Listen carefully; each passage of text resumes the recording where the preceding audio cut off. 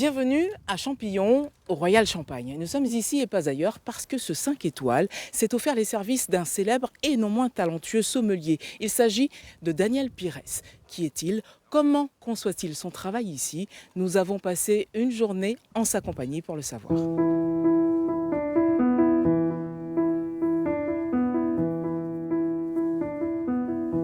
D'abord ce geste.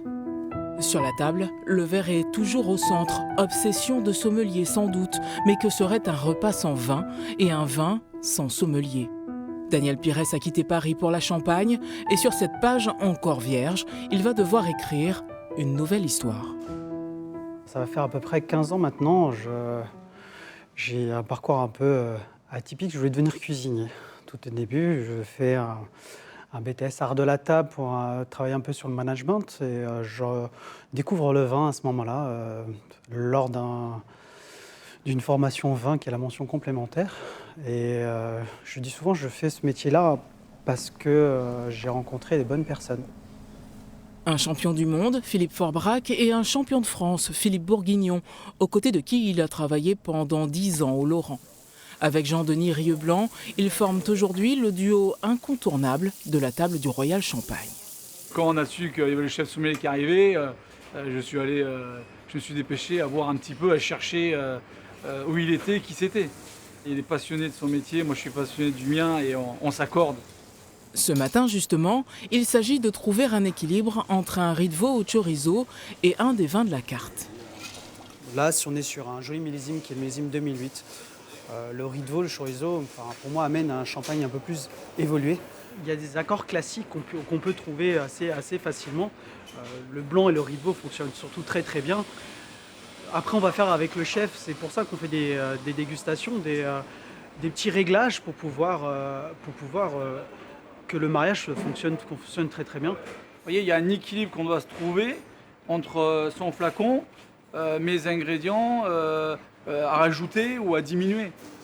Et ce qui est beau avec ce millésime 2008, c'est qu'il y a encore de la fraîcheur, il y a du peps. Le Rerex qui amène en fait l'équilibre, le côté acidulé.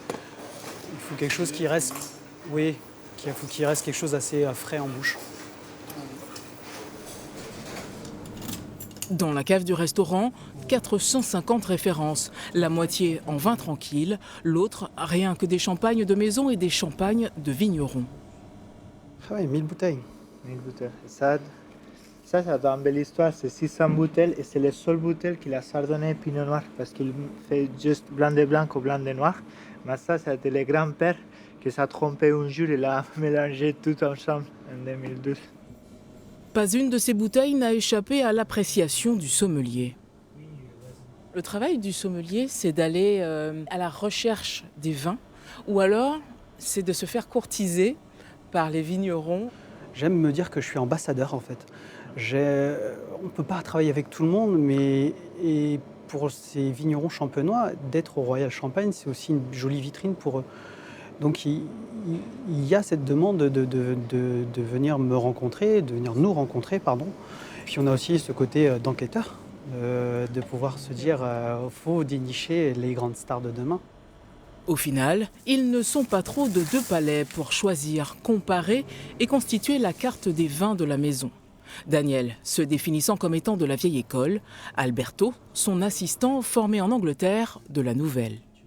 À l'Angleterre, on a plus ouvert au monde pour moi. On travaille beaucoup avec l'Australie, avec l'Amérique du Sud, donc il a un peu une compréhension différente du vin. On arrive à se connaître en parlant de vin, en parlant de champagne. Ouais. Voilà. C'est ce côté de partage qui fait qu'on voit si ça match ou pas. Et ça match ?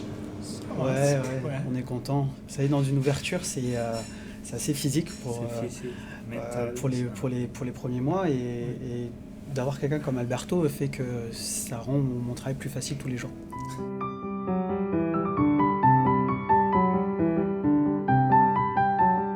J'hésite entre le turbo, la sole et le filet de bar, mais je crois que je prendrai le filet de bar confit.